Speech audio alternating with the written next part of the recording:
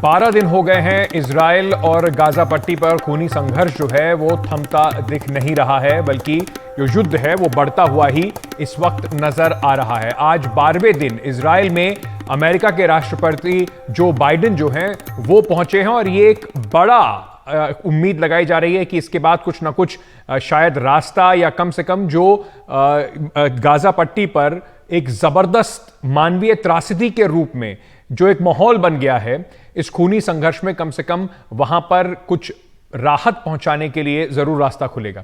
दो तस्वीरें हम आपको इस वक्त दिखा रहे हैं। एक तस्वीर जो आप देख रहे हैं वो गाजा पट्टी की है, जहां पर अल अहिली अस्पताल जो है उस पर एक अटैक हुआ, उस पर एक बम गिरा और देखते ही देखते एक अस्पताल के अंदर 500 लोग मारे गए।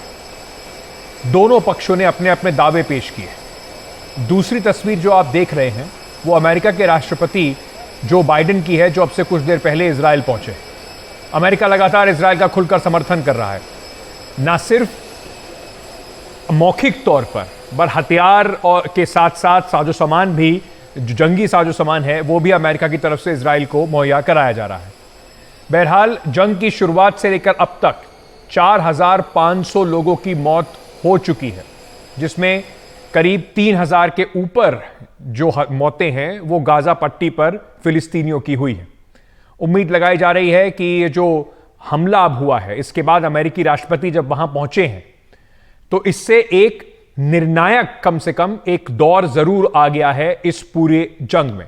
अमेरिका के राष्ट्रपति जो बाइडेन इजराइल पहुंचते ही बेंजामिन नेतन्याहू से मिले और तेल अवीव में जो बेन गुरियन एयरपोर्ट है वहां पर नेतन्याहू ने खुद जो बाइडेन का स्वागत किया। इजराइल से एकजुटता दिखाने के लिए जो बाइडेन ने यह यात्रा जो है वो शुरू की है। द्विपक्षीय बातचीत के दौरान नेतन्याहू ने कहा कि अमेरिका ने अपना वादा निभाया है। 7 अक्टूबर को तारीख इजराइल के इतिहास में काले दिन के तौर पर याद की जाएगी। हमास ने 1400 इजरायलियों की हत्या कर दी। वहीं जो बाइडेन ने कहा कि वो यहां आकर ये कहना चाहते हैं कि इजराइल के साथ अमेरिका पूरी तरीके से खड़ा हुआ है। उन्होंने ये भी कहा कि अमेरिका के लिए ये एक मुश्किल समय है। साथ ही बाइडेन ने यह भी कहा कि हमास फिलिस्तीन का नेतृत्व नहीं करता है, प्रतिनिधित्व नहीं करता है, लेकिन एक बड़ा सवाल अब यह है कि अगर ऐसा नहीं है तो उसके बाद क्या अमेरिका और बाकी देश इतना दबाव या माकूल दबाव इजराइल पर बना रहे हैं कि जो आम फिलिस्तीनी हैं जो गाजा पट्टी पर हैं वो इस तरीके से ना मारे जाएं।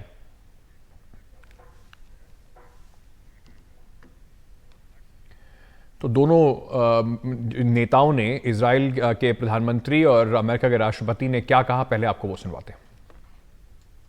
Mr. President, Joe, I want to thank you for coming here today and for the unequivocal support you have given Israel during these trying times, a support that reflects the overwhelming will of the American people.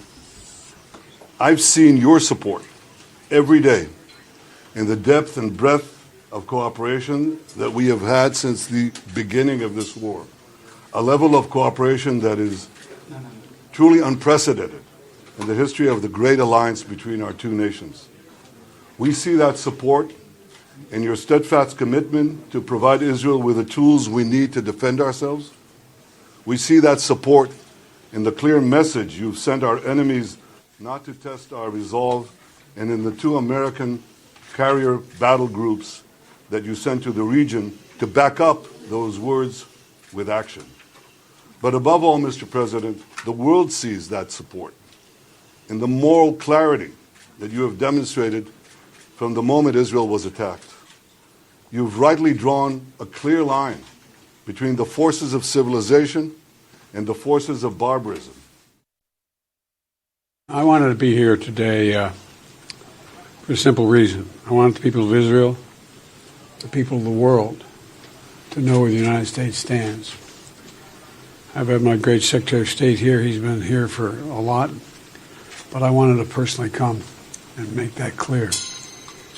Terrorist group Hamas has slaughtered, as has been pointed out, over 1,300 people. And it's not hyperbole to suggest slaughtered.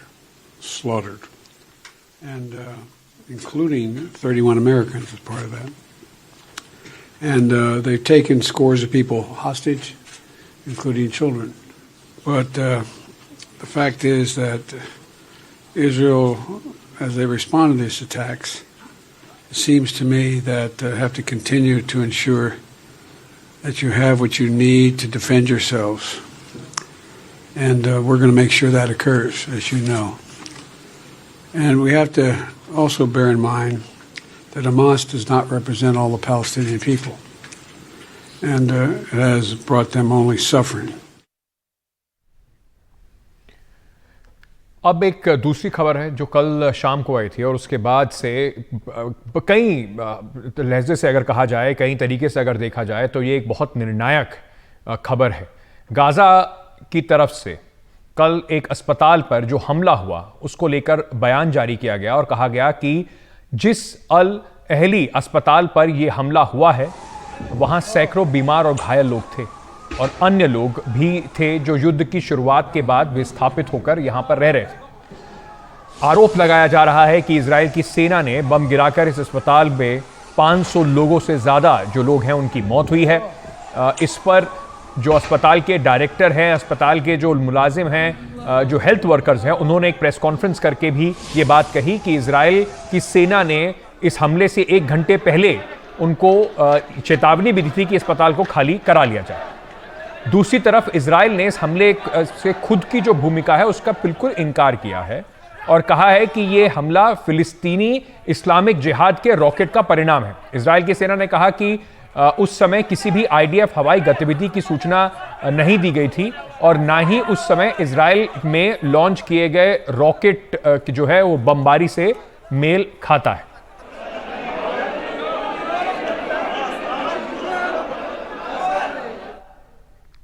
पर यह बेहद गंभीर मानवीय त्रासदी है। सबसे पहले इस पर जिस तरीके से जो हमला हुआ है उस पर जो वीडियो जारी करे गए हैं वो भी कुछ इजरायली सेना की तरफ से आए हैं, लेकिन मैं अपने सहयोगी उमा शंकर सिंह को इस वक्त लेकर आना चाहता हूं। उमा, मैं सबसे पहले आपसे ये बात पूछना चाहता हूं, राष्ट्रपति बाइडेन यहां पर हैं, उससे 1 दिन पहले इस तरीके का हमला होता है, 500 से ज्यादा लोग मारे जाते हैं, अभी तक कुल 3000 से ज्यादा फिलिस्तीनी मारे गए हैं जिसमें से 1/3 बच्चे हैं। कितना मुश्किल होगी जो बाइडेन की ये यात्रा, क्योंकि पूरी दुनिया भी कम से कम इस हमले के बाद देख रही है कि किस तरीके से निर्दोष नागरिकों को बचाने के लिए इजराइल को भी कहा जाए और कुछ ना कुछ कदम उठाए जाएं। बिल्कुल, देखिए अंकित, अमेरिकी राष्ट्रपति का जो दौरा इजराइल का था वो इस बात को लेकर इसकी योजना बनाई गई और उसके योजना के हिसाब से वहाँ पहुँचे भी हैं, जिसमें ये था कि एक बैलेंसिंग एक्ट लेकर चलना है। देखिए, इजराइल के साथ अमेरिका पूरी तरह से खड़ा है, ये बात कई बार अमेरिका की तरफ से कही जा चुकी है, अभी प्रेसिडेंट बाइडेन ने भी ये बात कही। लेकिन सवाल है कि क्या पर्दे के पीछे जो बाइडेन जो हैं वो पीएम नेतन्याहू को कुछ ऐसा कहते हैं जिसके ज़रिए जो मानवीय असिस्टेंस है, जो ह्यूमैनिटेरियन असिस्टेंस है वो गाजा पट्टी तक पहुंचे, क्योंकि इस बात को लेकर काफ़ी किरकिरी हो रही है। हमास ने सीधे तौर पर अमेरिका को भी जिम्मेदार ठहराना शुरू कर दिया है। तो वो जो एक मकसद लेकर आ रहे थे कि कैसे आम लोगों की जो नुकसान है वो कम से कम हो और एक मानवीय सहायता जो है वो गाजा पट्टी तक पहुंचे। तो इस करके जब वो इजराइल पहुंच रहे थे तो उसके साथ उनका प्लान जो था वो जॉर्डन जाने का भी था और जॉर्डन के किंग अब्दुल्ला के साथ, इजिप्ट के राष्ट्रपति के साथ और फिलिस्तीनी राष्ट्रपति के साथ भी मुलाकात की बात थी और उसके ज़रिए वो एक संतुलन बनाने की कोशिश करते। और जैसा कि उनकी तरफ से कहा भी गया पहले जो महमूद अब्बास हैं उनको कि जो किलिंग हुई है उसकी जो भर्त्सना है वो आपकी तरफ से भी होनी चाहिए। तो एक इजराइल को इस बात के लिए तैयार करना कि वो मानवीय मदद जाने दे, दूसरा सिविलियन कैजुअलिटी कम से कम हो ये सुनिश्चित करे। इस मकसद के साथ जब वो आ रहे थे उसी बीच ये हमला हो गया है अस्पताल पर। अब जो पूरा सिनेरियो है वो बदल गया है। अब जो है इनके सामने की चुनौती इसलिए ज़्यादा बढ़ गई क्योंकि जॉर्डन, इजिप्ट और जो फिलिस्तीनी राष्ट्रपति हैं उन्होंने बातचीत से अपने आप को अलग कर लिया। तो कूटनीतिक मोर्चे पर जो एक बात आगे बढ़ती नज़र आ रही थी कि अमेरिका जो है वो इजराइल का साथ देते हुए भी ये दिखाना चाह रहा था कि वो आम लोगों के हित के प्रति भी है, गाजा में जो लोग हैं उसके हित के प्रति भी है। और तभी इस तरह का बयान भी इन्होंने दिया है कि हमास पूरे फिलिस्तीनियों को रिप्रेजेंट नहीं करता। तो वो फाइन बैलेंस जो है वो कहीं बिगड़ गया है अस्पताल पर इस हमले के बाद और चुनौती ये बढ़ गई है। तो अब जो बातचीत वहाँ पर चल रही है नेतन्याहू के साथ, उसके बाद क्या कुछ ऐलान होता है, क्या ह्यूमैनिटेरियन असिस्टेंस पहुंचने देने के लिए इजराइल राजी होता है और क्या जो बाइडेन उसको राजी करा पाते हैं, ये एक देखने की बात है। और जो इस हमले के बाद जैसे ईरान की तरफ से बयान आने लगा है, जैसे जॉर्डन ने हमने बताया कि किस तरीके से अपने आप को बातचीत से अलग कर लिया, तो वो जो एक कॉम्प्लिकेशन और ज़्यादा पैदा हो गया है, उस बातचीत को फिर से वापस पटरी पे लाने के लिए जो बाइडेन को कुछ एक्स्ट्रा एफर्ट करना पड़ेगा और इजराइल को उनको मनाना पड़ेगा। तो नतीजा क्या निकल कर आता है नेतन्याहू और राष्ट्रपति जो बाइडेन के बीच की मुलाकात के बाद, ये देखने की बात होगी और उसके बाद जो है वो आगे आगे के जो समीकरण है वो तय होंगे। तो सीधा नज़र अभी इस बात पर है कि नेतन्याहू किन बातों के लिए मानते हैं और सबसे बड़ी बात उसमें ह्यूमैनिटेरियन असिस्टेंस को वहाँ पहुँचने देने की है। बिल्कुल, क्योंकि बार बार ये बात उठ रही है कि आप हमास के पीछे जा रहे हैं, हमास पे आप हमला कर रहे हैं, उसका समर्थन दुनिया कर रही है, लेकिन उसकी ओर में क्या गाजा पट्टी के जो लोग हैं उस पर इस तरीके से एक कलेक्टिव पनिशमेंट की जो बात है वो सवाल बार बार उठाया जा रहा है। हमारे साथ डॉक्टर किवरा जहांगीर इस वक्त जुड़ रहे हैं, वो विजिटिंग फैकल्टी हैं बेन गुरियन यूनिवर्सिटी इजराइल में। डॉक्टर साहब, आपका बहुत बहुत शुक्रिया हमारे साथ जुड़ने के लिए। मैं सबसे पहले डॉक्टर जहांगीर आपसे समझना चाहता हूं कि कितनी ये जो अस्पताल पे हमला हुआ, लगातार हमले हो रहे हैं, लोग मारे जा रहे हैं गाजा पट्टी में, अब ये नई बात नहीं है, इस पर वाद विवाद लगातार चलता आ रहा है। कोलैटरल कुछ लोग बता रहे हैं इस घटना में, लेकिन कितनी बड़ा टर्निंग पॉइंट है ये अस्पताल का हमला। चाहे इजराइल इस पर कुछ भी कहे, जिस तरीके की सफाई देने की कोशिश करे, कहीं ना कहीं दबाव जरूर उनके ऊपर बढ़ता जा रहा है, जैसे जैसे मौतें बढ़ती जा रही हैं, लाशें बढ़ती जा रही हैं गाजा पट्टी पर। नमस्कार अंकित, ये बड़ी ही मतलब डरावनी चीज और इसका अंदाजा बहुत लोगों को था कि गाजा में बहुत सारी अनगिनत मौतें हो सकती हैं। पर आज दोपहर से मतलब आज सवेरे से, यहाँ तो अभी 2 भी नहीं बचे हैं, ये खबर इजराइल की आर्मी ने with documents with some intelligence reports के जरिए दी है, और जिसको अमेरिका के इंटेलिजेंस ने भी अभी मान लिया है कि ये जो हादसा हुआ है, इस हादसे की वजह एक रॉकेट लॉन्च का फेल होना है। वो मिसफायर हो गया था और ये रॉकेट लॉन्च इस्लामिक जिहाद का था। मैं आपको इस बात का एक हवाला देता हूँ। एनडीटीवी के ही एक बड़े पत्रकार श्रीनिवासन जैन ने 2 साल पहले यहाँ के एक गाजा और हमास की इजराइल के साथ लड़ाई को दिखाया था। उसमें उन्होंने एक वीडियो बनाया था जो बहुत वर्ल्ड फेमस हुआ था कि कैसे डेंस सिविलियन एरिया से बहुत छोटे छोटे लोकेशन से रॉकेट लॉन्च किए जाते हैं। तो ये जो पूरी उनकी टेक्निक है वो बहुत घातक तो है। मतलब मुझे निजी तौर पे इस बात का आश्चर्य नहीं होगा कि ये एक रॉकेट का मिसफायर होना था, क्योंकि इजराइल की आर्मी ने साफ कहा है कि अगर हवाई हमला होता है तो वहां बहुत बड़ा गड्ढा बनता है, मतलब मीलों गहरा, जबकि वैसा हुआ नहीं है और अस्पताल की बाकी की सारी दीवारें कायम हैं। तो हवाई हमले में तो मतलब सब कुछ तबाह हो जाता है। तो मैं खासकर दरअसल इंतजार कर रहा था कि अमेरिका की इंटेलिजेंस इस पे क्या कहती है। जो बाइडेन ने कहा कि ये अदर टीम का काम है, मतलब दूसरी तरफ की गलती है ये। तो अब देखिए, शाम तक, कल तक इंटरनेशनल एजेंसीज, खासकर बीबीसी जैसे न्यूज जिनका बहुत बड़ा नेटवर्क है गाजा में, वो क्या कहते हैं। बीबीसी का सबसे बड़ा नेटवर्क है गाजा के अंदर। लेकिन डॉक्टर जहांगीर, इसकी जो लड़ाई है इसको एक इंफॉर्मेशन वॉर के तौर भी देखा जा रहा है कि किस तरीके से जाहिर सी बात है कि इजरायली आर्मी ये मानेगी तो नहीं अगर उन्होंने हमला करा भी है, तो ये जाहिर सी बात है ना हमास मानेगा अगर उन्होंने हमला करा है इस्लामिक जिहाद, ना ही इजरायली आर्मी मानेगी कि हमने ये हमला करा है। ये एक बड़ी जाहिर सी बात है। लेकिन जिस तरीके से हम ये बात कर रहे हैं वो कहीं भी किसी भी तरीके से सबसे ज्यादा नुकसान आम नागरिकों को हो रहा है, और बार बार ये बात आ रही है कि आप एक कलेक्टिव पनिशमेंट की तरफ जो बढ़ रहे हैं। तो क्या आपको लगता है कि कहीं ना कहीं अपनी स्ट्रैटेजी को थोड़ा आप ट्वीक करना पड़ेगा इजराइल को? देखिए, इजराइल के ऊपर पाबंदी लगा रखी है। पिछले 4 दिनों से इजराइल के भीतर हर कोई ये आश्चर्य कर रहा है कि आर्मी अभी तक गाजा में घुसी क्यों नहीं। खासकर कई इजरायली जिनसे मेरी बात होती है कहती है अब तो हमने बहुत कीमती वक्त गवा दिया, अब कुछ नहीं हो सकता, अब हमें कोई नहीं घुसने देगा। ये जो ना घुसने वाली बात जो है ना गाजा के अंदर, वो अमेरिका के ही दबाव में इजराइल कर रहा है। इजराइल के ऊपर इसका पूरा दबाव है कि आप ह्यूमैनिटेरियन एड और पानी जैसी चीजों को चालू करवाया गया है, और खास करके से उनसे कहा गया है कि आप अपने जितने भी टारगेट हैं वो सर्जिकल स्ट्राइक या जो भी करें, एयर स्ट्राइक, पर आप अभी मैसिव ऑपरेशन गाजा में न करें क्योंकि वहां आबादी फंसी है। इजिप्ट के साथ समझौता हो नहीं पाया कि रफा क्रॉसिंग से कितने लोग निकल पाए। तो मेरे ख्याल से इस बात की तो पूरी चिंता अमेरिका को है कि गाजा में मौतें ना हो। उसका उसका सबसे बड़ा जो ठीकरा है वो अमेरिका पे भी फूटना है, क्योंकि अमेरिका ने जिस तरह से अपनी पूरी ताकत और पूरा राजनीतिक सहयोग दे रखा है इजराइल को, तो वो नहीं चाहते कि उनके हाथों में इस बात की सफाई देनी पड़े। फिर उन यूक्रेन और गाजा में क्या फर्क रह जाएगा, उनके लिए सबसे बड़ी चिंता ये है। बिल्कुल। उमा, आपको लाने से पहले मैं ये जरा एक ट्वीट भी हम दर्शकों को दिखाना चाहते हैं। प्रधानमंत्री नरेंद्र मोदी ने भी इस हमला जो हुआ है अस्पताल पर, उसके ऊपर एक ट्वीट करा है। प्रधानमंत्री नरेंद्र मोदी ने कहा है कि गाजा के अल अहली अस्पताल में लोगों की दुखद मौत से गहरा धक्का लगा है। पीड़ितों के परिवार के प्रति हमारी गहरी संवेदनाएं हैं और घायलों के जल्द ठीक होने की हम कामना भी करते हैं। वहीं जारी संघर्ष में नागरिकों की मौत गंभीर और चिंताजनक है।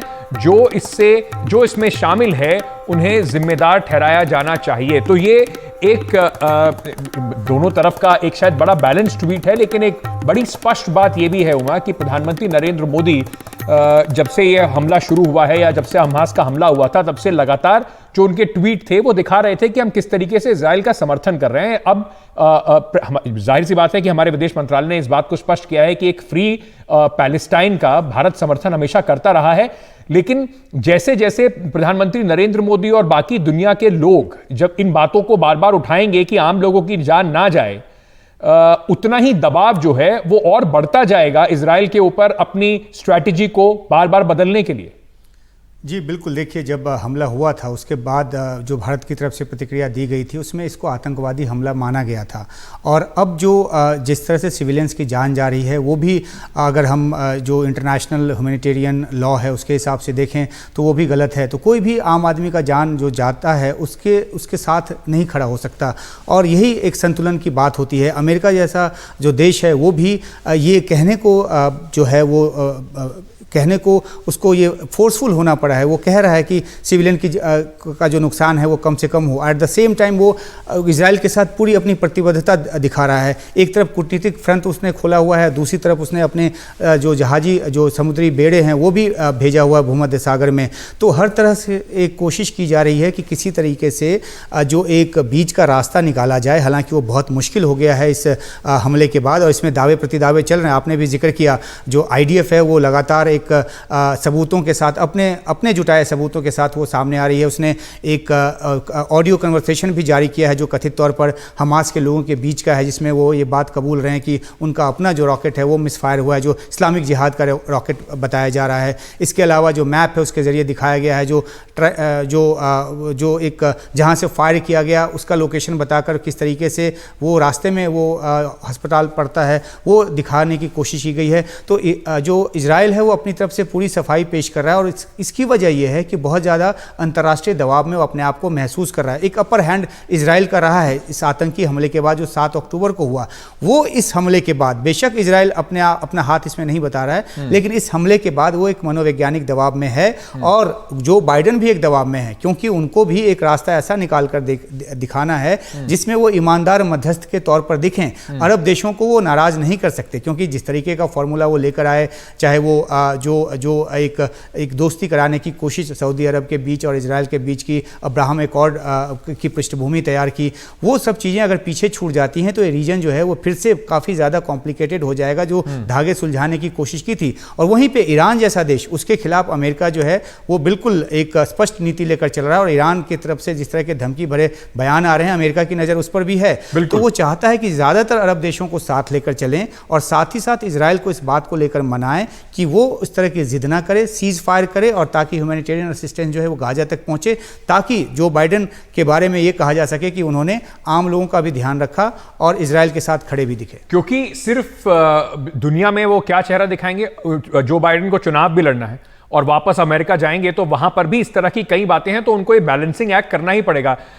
डॉक्टर जहांगीर पे जाने से पहले जरा मैं आपको कुछ तस्वीरें दिखाना चाहता हूं, क्योंकि गाजा के अस्पताल में जो हमला हुआ उसके विरोध में जॉर्डन की राजधानी अमान में विरोध प्रदर्शन हुआ। सैकड़ों लोग अमान में इजरायली दूतावास के बाहर जमा हो गए और इजराइल के खिलाफ नारेबाजी की तरफ वो तस्वीरें हम आपको दिखाते हैं। जॉर्डन की पुलिस जो है वहां पर प्रदर्शनकारियों को हटाने के लिए आंसू गैस के गोले भी छोड़ने होने पड़े।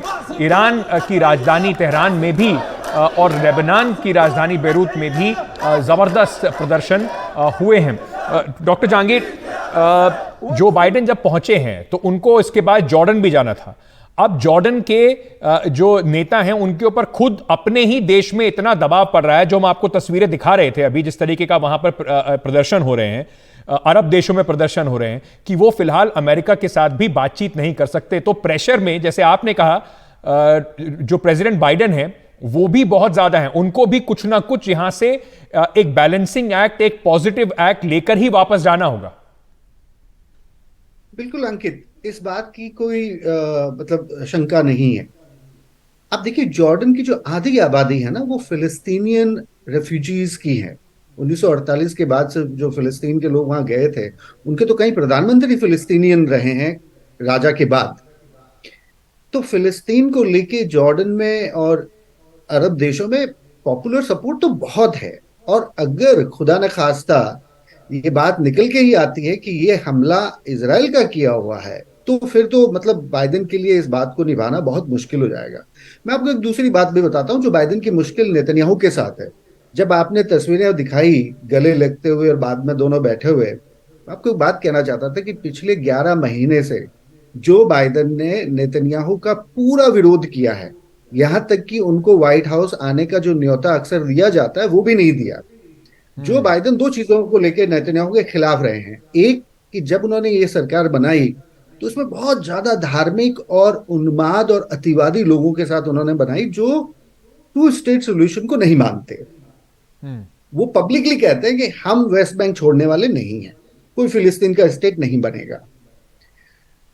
जो बाइडेन नहीं चाहते थे कि नेतन्याहू ऐसे लोगों को राजनीति में जगह दें या ऐसे लोग नेता बन के कैबिनेट में बैठे।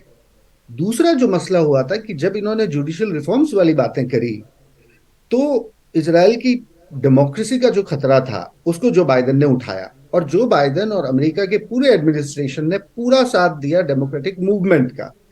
प्रधानमंत्री के बेटे, नेतन्याहू के बेटे तक ने ऑफिशियली कहा कि अमेरिका मेरे पिता के खिलाफ हो गया है। तो ये स्थिति ऐसी हो गई है कि जो बाइडेन को आज इजराइल में नेतन्याहू के साथ बैठना पड़ रहा है, पर वो बिल्कुल नेतन्याहू की राजनीति के साथ नहीं है। और इसमें सबसे बड़ा पेच जो उनके लिए है वो ये है कि वो कैसे नेतन्याहू और उनकी राजनीति को मजबूर करें कि आपकी पूरी सहायता हम कर रहे हैं, पर अब आप संजीदगी से 2 स्टेट सोल्यूशन के लिए पैलेस्टीनियन अथॉरिटी के साथ काम करेंगे। आप अपने अतिवाद को अब बिल्कुल छोड़ेंगे। अगर जो बाइडेन क्योंकि अमेरिका को यहाँ पे, जी अपनी बात खत्म कीजिए सर। मेरा कहना यह कि अगर आप पिछले 10-12 महीने की विरोध की राजनीति देखें दोनों नेताओं के बीच में, तो जो बाइडेन ने बहुत क्लियर किया था कि मैं इजराइल के साथ पूरा हूं, भले ही मैं नेतन्याहू के खिलाफ हूं। ये एक डिस्टिंक्शन की भी अभी, क्योंकि इजराइल के अंदर भी जो प्रधानमंत्री नेतन्याहू के विरोधी हैं वो भी ये बात कह रहे हैं कि इजराइल के साथ खड़ा होना नेतन्याहू के साथ खड़े होने से बिल्कुल अलग है। और शायद इसी वजह से कई विश्लेषक ये बात कह चुके हैं कि इस हमले के बाद नेतन्याहू का राजनीतिक करियर जो है वो बिल्कुल अपने लोवेस्ट एब, जिसे अंग्रेजी में कहते हैं, वहां पर पहुंच गया है। पर उमा, आप पिछले 10-11 दिनों से लगातार इस वॉर को कवर कर रहे थे। जनता के बीच में अगर बात करें, पॉपुलर सपोर्ट की बात करें, आप इजराइल की तरफ थे, वो अभी तक इस चीज को कैसे देख रहे हैं? अभी तक भी जो लोग वहां पर हॉस्टेजेस हैं उनको वापस लाया नहीं गया है। कई मंत्री ऐसा कह चुके हैं कि अगर वो हॉस्टेज मारे भी जाते हैं तो भी हमें कोई परेशानी नहीं है, लेकिन हम हमास को बिल्कुल खत्म कर देंगे।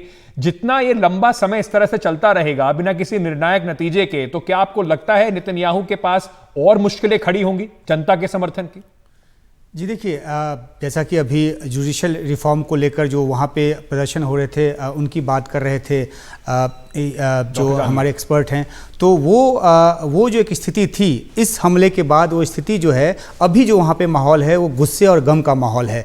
लोग चाहते हैं कि किसी भी सूरत पे बदला लिया जाए और इसलिए वहाँ पे एक इमरजेंसी यूनिटी गवर्नमेंट जो है वो बनाई गई है। हालांकि मेन ऑपोजिशन पार्टी इसमें शामिल नहीं हुए, इसके अपने जो रिजर्वेशंस हैं वो हैं अपनी जगह, लेकिन ये दिखाने की कोशिश हुई है कि पूरा देश जो है तमाम जो पार्टियां हैं वो एकजुट हैं। लेकिन अहम बात यह है कि जो नेतन्याहू जिसके साथ गले मिल रहे हैं, साथ खड़े दिखने की बात कर रहे हैं, अमेरिका की एक पॉलिसी ये भी रही है मिडिल ईस्ट के देशों को लेकर कि वो बात तो दोस्ताना तरीके से करते हैं और साथ लेकर चलने की करते हैं, लेकिन पर्दे के पीछे क्या कम्युनिकेट करते हैं। जो अभी बात हो रही है, रिस्ट्रिक्टेड तरीके की जो बातचीत हो रही है नेतन्याहू के साथ, जो बाइडेन पे पूरा ये दबाव है और वो उस दबाव के मद्देनज़र दो टूक बात करेंगे नेतन्याहू से, क्योंकि यहीं से एक रास्ता निकलेगा बीच का और वो अमेरिका के लिए भी फेस सेवर होगा कि अगर नेतन्याहू सीज़ फायर को राज़ी नहीं होते, अगर ह्यूमैनिटेरियन असिस्टेंस गाजा में जाने देने को राज़ी नहीं होते, तो जो अस्पताल पे हमले के बाद जो स्थिति बिगड़ी है वो और ज़्यादा बिगड़ती चली जाएगी। और एक बात और भी है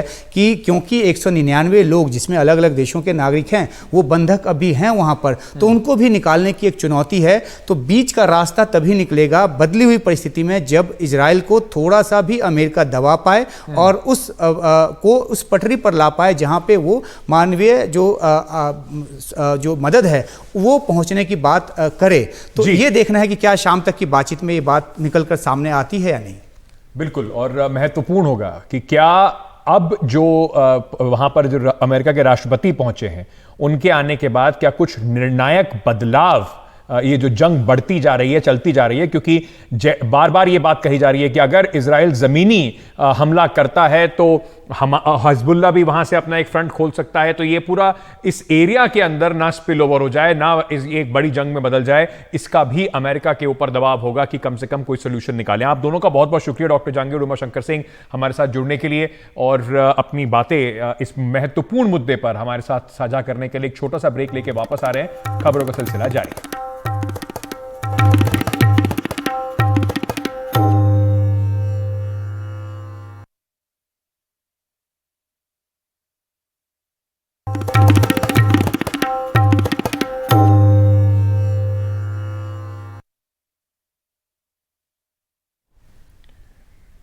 इजराइल से ही कुछ इस वक्त तस्वीरें आ रही हैं। इजराइल में राष्ट्रपति जो बाइडेन और इजराइल के प्रधानमंत्री लगातार मीटिंग कर रहे हैं, उसकी कुछ ये तस्वीरें इस वक्त आ रही हैं। इसके बाद क्या कह रहे हैं ये भी कोशिश करेंगे आपको सुनवाने की, लेकिन ये जो तस्वीरें हैं ये राष्ट्रपति बाइडेन और प्रधानमंत्री नेतन्याहू के बीच की बातचीत की तस्वीरें।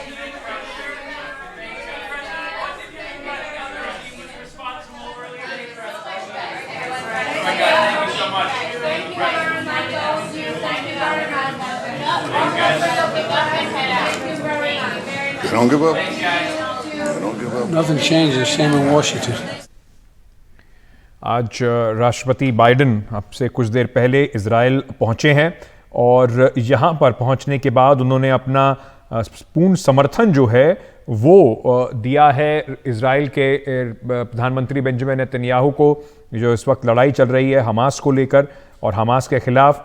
लेकिन साथ ही साथ अब सबकी नज़रें इस बात पर टिकी हुई हैं कि क्या राष्ट्रपति बाइडेन इजराइल को इस बात के लिए मना पाएंगे कि वो कहीं ना कहीं ये बात सुनिश्चित करें कि इजराइल के लोगों, इजराइल की तरफ से गाजा के जो लोगों की पूरा घेरेबंदी की गई है उसमें कहीं ना कहीं कुछ लोगों तक मदद पहुंच सके, क्योंकि आम नागरिकों की बहुत बड़े लेवल पर, बहुत बड़ी संख्या में वहां पर मौत हो रही है।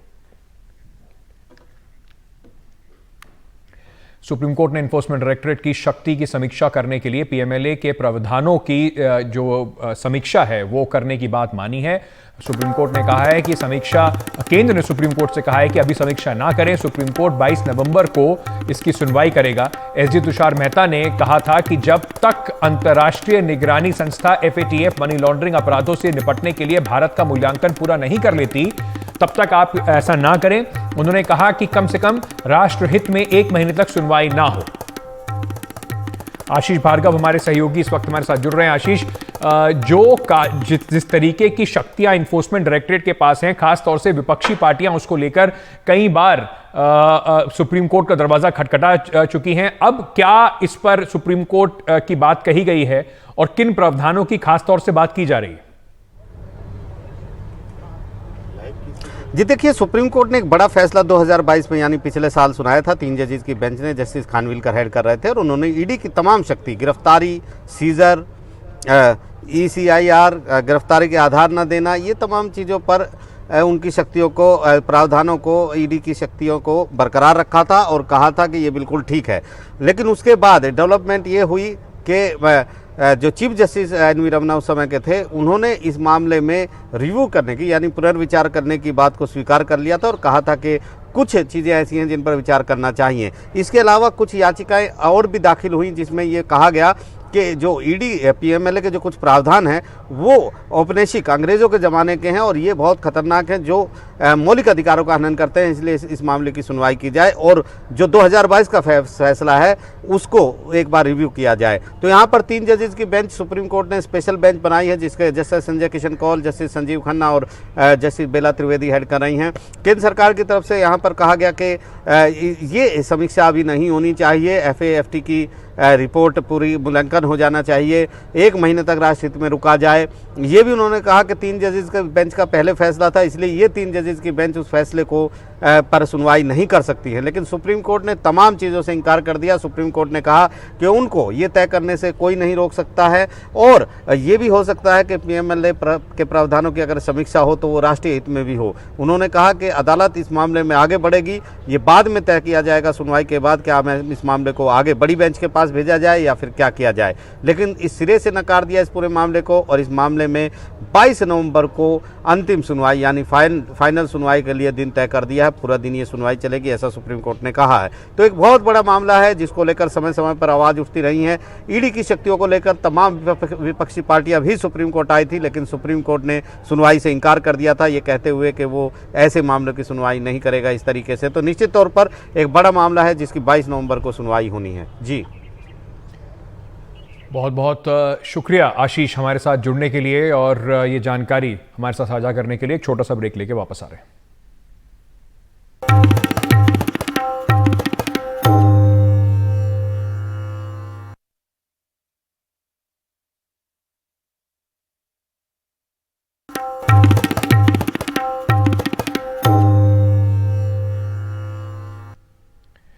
टीवी जर्नलिस्ट सौम्या विश्वनाथन हत्याकांड मामले में दिल्ली की साकेत कोर्ट ने 5 आरोपियों को दोषी करार दिया है। 30 सितंबर 2008 को पत्रकार सौम्या की गोली मारकर हत्या कर दी गई थी। कोर्ट ने 4 को हत्या और लूट के साथ साथ मकोका में भी दोषी करार दिया है, जबकि एक अन्य आरोपी को मदद और मकोका के तहत दोषी करार दिया गया है। इस मामले में दलीलें पूरी होने के बाद 13 अक्टूबर को कोर्ट ने अपना फैसला सुरक्षित रख लिया था।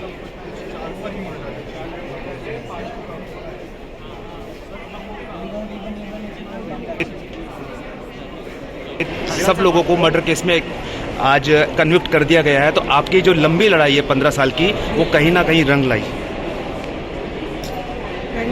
पता नहीं। हमारी तो बेटी चली गई है और यही है कि this will act as a deterrent for others also. Otherwise इनकी और हिम्मत बढ़ती, that's all. At least 8 section of the gang will be out of it, that's all. Ma'am, what is your reaction on the court case verdict? क्या सजा मिलनी चाहिए ये थोड़ा सा बता दीजिए, क्योंकि भी क्वांटम ऑफ सेंटेंस तो नहीं बोला है। Life imprisonment. Life imprisonment. हमारे सहयोगी मुकेश सिंह ने दिल्ली की पुलिस के स्पेशल कमिश्नर एच.एस. धालीवाल से बात की।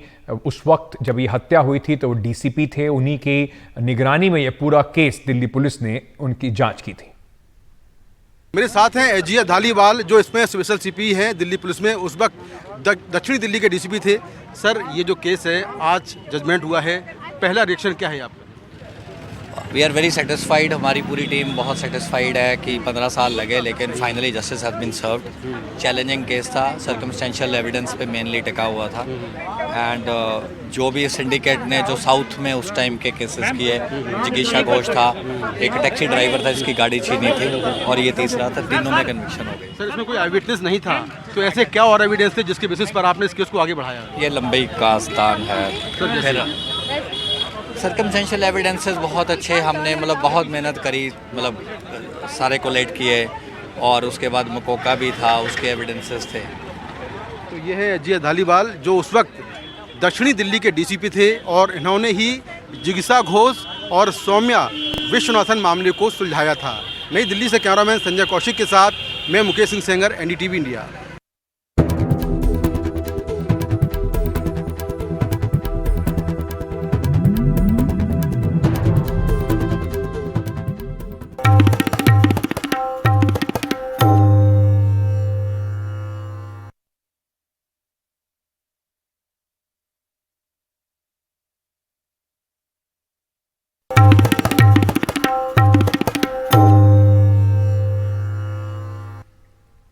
समाजवादी पार्टी के वरिष्ठ नेता मोहम्मद आजम खान और उनकी पत्नी और पूर्व सांसद जो हैं उनके और आजम खान के बेटे अब्दुल्ला आजम खान को रामपुर की विशेष एमपी एमएलए कोर्ट ने 7-7 साल की कारावास की सजा सुनाई है और उनकी मुश्किलें बढ़ा दी हैं। 50,000 रुपए का जुर्माना भी लगाया गया है। अब्दुल्ला आजम खान के 2 अलग अलग जन्म प्रमाण पत्रों के मामले में तीनों आरोपियों को दोषी करार दिया गया है।